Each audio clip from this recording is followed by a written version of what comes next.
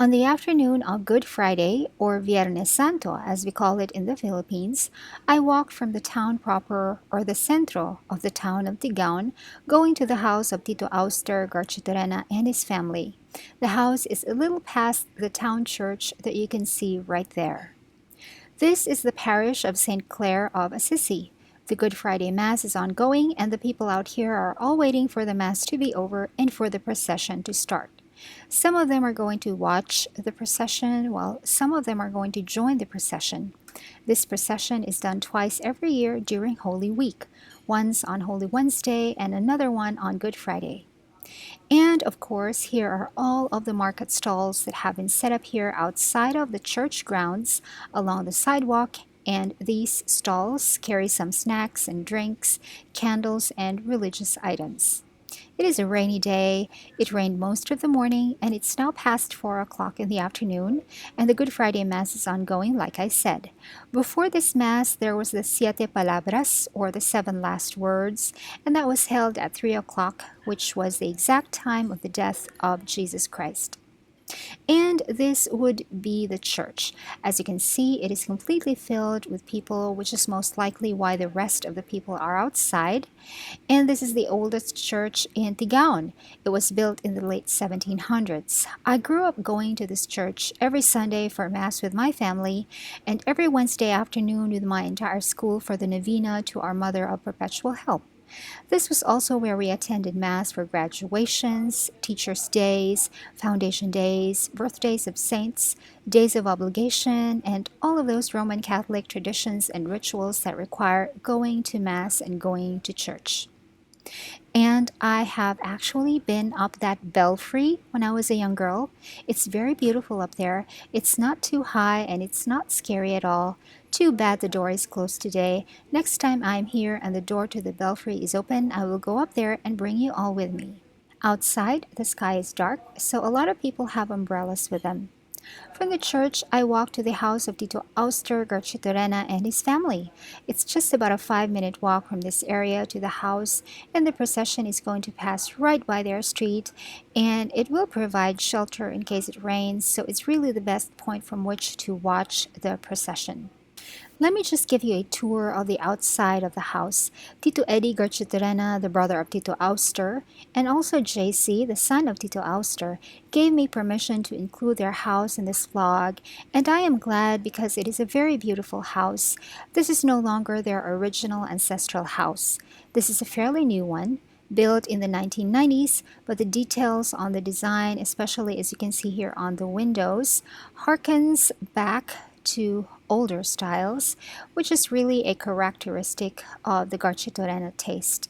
Here is the courtyard at the back where outdoor parties can be held, and it has a gazebo which looks cluttered for now, but it can be easily cleared out if needed. And over there is what is called in Bicol the Harongkan Santo, and this is just the back of the house. But going back to the Harongkan Santo, it is Bicol for the house of the saint. It literally houses the religious statue called Oracion del Huerto, which is Spanish for the agony in the garden. The statue is part of the procession for today, and we will see it later. The procession started right on schedule, and it is led by these devotees wearing the vestments connected to their devotions and their pledges. In order for you to have a slightly more authentic feel of the procession, I'm going to turn on the original sound because the sound of the chanting and the praying and the noise and the power generators really add to the experience. All of the saints that will pass by us today are life-sized and are owned by some of the oldest families here in Tigaon, which includes the Garchitorenas. These saints are stored and cared for by the families that own them, and every year they are dressed for the occasion, often in new vestments, and they are placed on carrozas or floats that are decorated with flowers and lights. And of course, in order to power these lights, a power generator is attached to the carrozas, and you will see that later. Some of these saints do not carry any labels, and over time, people have already come to know who they are. They have been part of our lessons as children because I was raised as a Roman Catholic and I studied in Roman Catholic schools. But the others on the carrozas are not just single saints, but are actually sort of dioramas that portray an important event during the Passion and the death of Christ. The first saint to go by is Saint Peter. Here he is with his rooster.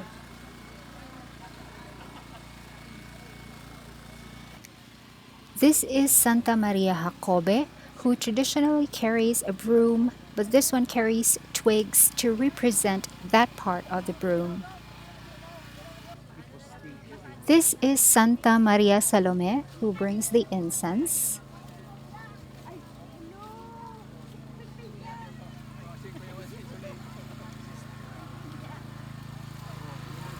And here is the generator that powers the lights in the carroza. Every carroza has one attached to it. This is Santa Veronica.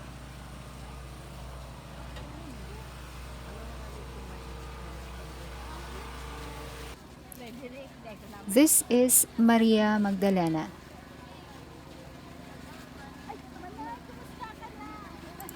This is Santa Maria de Betania.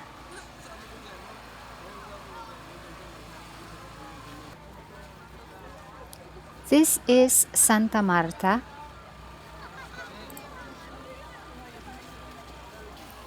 And this is the Oración del Huerto, which I mentioned earlier, which is owned by the Garchitorenas, who lives in the house that I showed you earlier. This is when Jesus was captured. The prayer that you can hear over the loudspeaker is the Rosary. Someone is leading, and the other voice is saying the response, which everyone else follows. This prayer that you hear is the Bicol version of Hail Mary.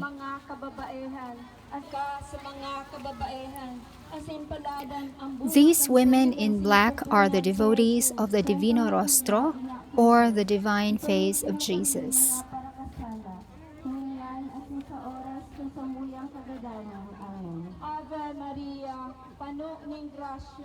And by the way, some of these statues on the carrozas are very old.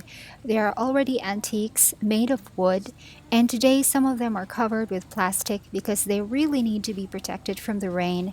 Right now it's not raining, but some of the owners and caretakers of the older statues just want to make sure, like this one right here. This one shows Jesus being scourged at the pillar.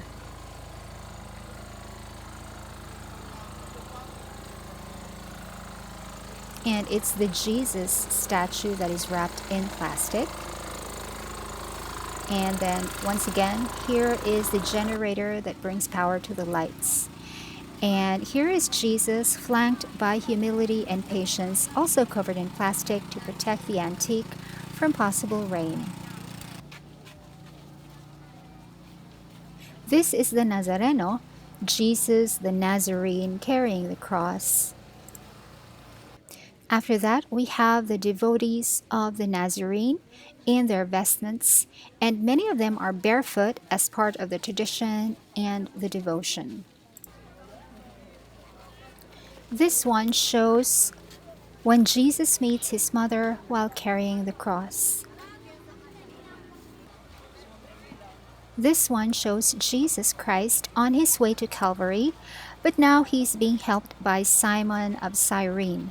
Simon is the one carrying the cross for Jesus.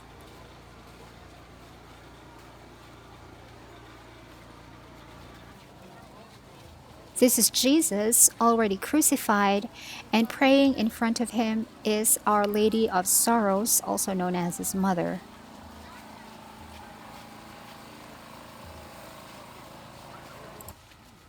This is the Pieta.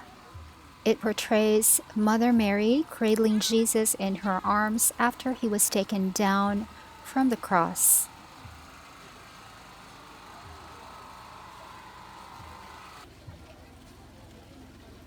This is Saint John.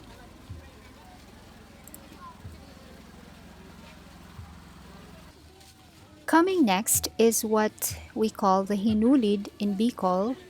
and it's Jesus already laid to rest, but this one, he's being depicted as having been laid to rest in a ceremonial fashion.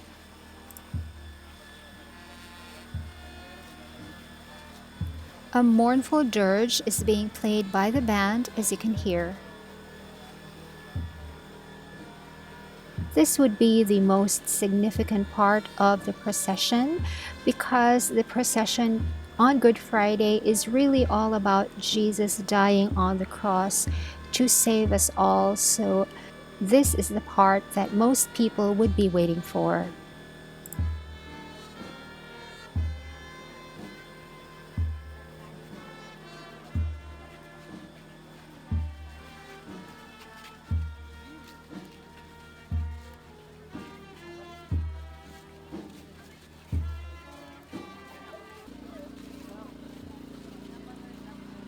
And always, always the last one is the single statue of Our Lady of the Seven Sorrows, her heart exposed and pierced with daggers. This is Mother Mary experiencing the pain of losing her son in such a brutal manner. I have to give a shout out to my brother Teddy Recto, who helped me identify these saints. He was home very briefly from Canada for Holy Week to pick up his mother, Tita Betty, and it was so nice to see him again after so many years. After all of the saints, we did see a truckload of little girls dressed as angels. They were walking as part of the procession early on, but as night fell, they became tired and had to continue the procession from the back of these trucks. And now, finally, it's time to go inside the Garchitorena house. This house, like I have mentioned, is built in the 1990s and is called Prima Viho. Here is the living room. It's very warm and welcoming. A lot of the items here are very old, and they came from the old Garchitorena house. They are very beautiful heirlooms.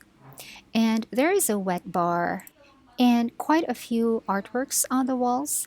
This fresco over there has mirrored sections in it. I think it looks really beautiful. In an alcove, there is a bookcase filled with books, and there is also this very ornate carved sewing machine. I actually know how to work this kind of machine. We had something like this when I was growing up, although it wasn't carved at all like this one. I don't think this one is being used. There is no rope strung through the wheel on the right, which may explain why some bric-a-bracs are on top of it. That top portion is what's pulled open and then laid to the side in order to pull up the main body of the sewing machine. Above the sewing machine are framed poems from Wordsworth and John McCrae. Here is the dining area. The spiral staircase leads to the second floor where the living quarters of Tito Auster and his family are, but for tonight we are just staying downstairs for dinner. That is the family dog right there. He was so excited, he was actually trembling so hard. This is a very beautiful dining room. The walls are a very bold color, which is also very warm, and the color provides a contrast to the white doors and the white trim, but it also complements the wood of the furniture. And here is the family dog. He was really excited about having a ton of people over all of a sudden, and he's really, really frisky. And when I tried to hold his body, he was shaking so hard. Here is the wet bar once again. It is the space that sort of helps delineate the living room from the dining room. And here are some of the academic credentials of Tito Eddie Cachitorena. Now, this is very interesting. In the library area, there is this framed paper showing the direct bloodline of Tito Eddie. Four of his great great great grandparents are Juan Estela, who married Antonia Company, and Miguel Mol, who married Juana Maria Bosch. Directly down the line, two of his great great grandparents are Antonio Company Estela, who married Anna Bosch Moll. And so on and so forth until Tomas Garchitorena married Marina Estela. Tomas and Marina are the parents of Tito Eddie Garchitorena. Tito Eddie had this researched a long time ago and he keeps the documents pertaining to this bloodline. It's very interesting. Also, in this library is a huge collection of tapes. I think these are VHS tapes, and I see the titles of classic films like Lawrence of Arabia and a bunch of Shakespearean plays. I think I see The Taming of the Shrew, Romeo and Juliet, Lear, Hamlet. There are a lot of these, and on the lower portion of the shelves are the more recent movies. And over here are issues of National Geographic magazine and a bunch of other magazines. These framed pictures are of the original Garchitorena ancestral house, the one that they had before Prima Vijo was built in the 1990s. And here is a visitor's guest book that is on display at the wet bar. And the front page says something about Prima Vijo. Tito Eddie has dedicated Prima Vijo to his grandparents. And then here are all of the guests that have visited over time. The entries are not dated though, but it's very interesting for me to go through this because some of the people here are people that I know personally. Here are some more old photographs in frames displayed in the living room. We had a very wonderful dinner, which was even more amazing because it was prepared at very short notice, and there were about 20 of us in all. Props to the family of Tito Auster and his wife, Aunt Janet, for being able to pull it off perfectly. They have really awesome hosting skills, and our ancestors would have been so proud of them. We hung around for a little while outside after dinner, and at the side of the house, there is a big staircase leading up to the second floor. Over there is the Harong Kan Santo, and I think it's really a very beautiful house, especially when viewed from this angle because of all the trees and that big staircase and the veranda and the balcony from the second floor. It looks really beautiful. And then, because we were all still around at this point, we were able to witness the scene. This is the Oracion del Huerto being wheeled home. Lara, the daughter of the house, opened the gates and directed the men how the carroza should be taken to the Harong Can Santo, which I showed you earlier when we were taking a walk in the back of the house. We did not overstay our welcome, of course. At some point, we said our goodbyes, plus massive thanks and compliments for the wonderful dinner and the wonderful conversation. And then we walked to another house that we wanted to visit. On the way, we saw this house, which is where the parish priest lives. It's right at the back of the church, and over there is the church that we went to earlier, but now it's deserted. People have gone on home, and after a while, so did we.